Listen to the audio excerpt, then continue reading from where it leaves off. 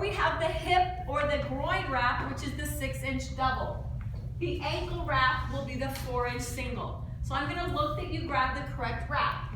Let's start with the thigh. Do you want to do this, or do you want somebody else to do this? Okay. So you're going to grab a heel lift. So go ahead up here, Natalie. And you're going to have them place their, let's actually come up here. It might be easier.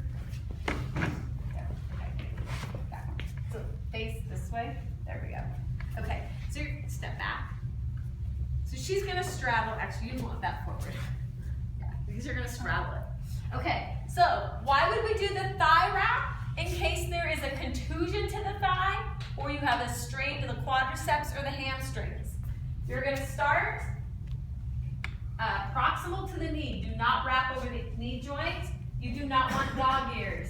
So you're going to wrap it so that you catch the dog ear. I do not care if it's medial to lateral or lateral to medial. It does not matter. Now you're going to give it some compression.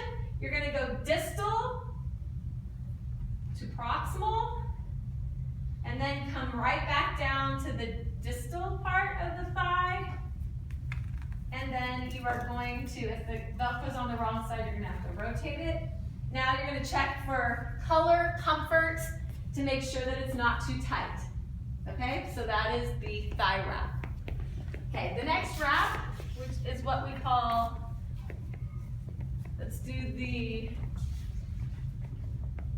we will do the hip flexor wrap. Now, the hip flexor wrap, what is the reason for it? You have a strained hip flexor. So, both the hip flexor and the groin wrap start on the lateral thigh. If you're going to do the hip wrap, you go behind first. If you're going to do the groin wrap, you go in front. But they both start on the lateral thigh.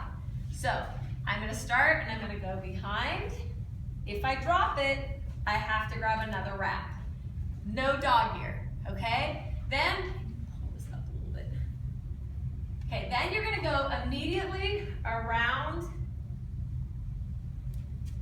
and the real pull of the hip flexor wrap is right here, up over the iliac crest, because this area is what's torn. So, when you do this wrap, it basically pulls the person up into hip flexion, if you will, because you're pulling up this way. So it kind of almost pulls the leg up and it puts pressure right there over the hip flexors.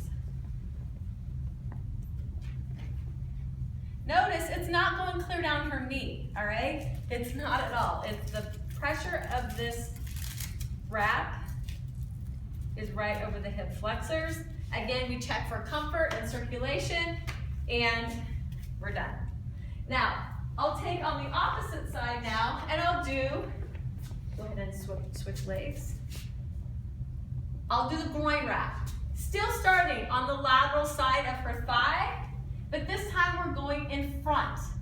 So, we're gonna go in front, no dog ear, and I head directly across.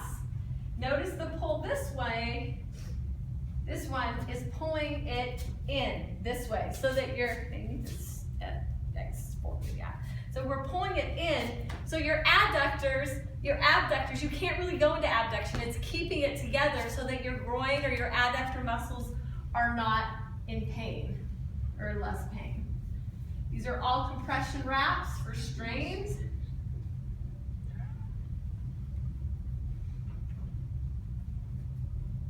Again, emphasizing the real pull of this thing is pulling it into abduction. Sorry, this thing is all stuck.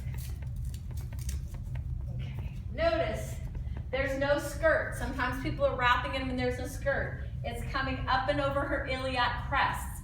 It's not going clear down her knee. I'm going to check for comfort and circulation. That's the groin wrap. Okay? The last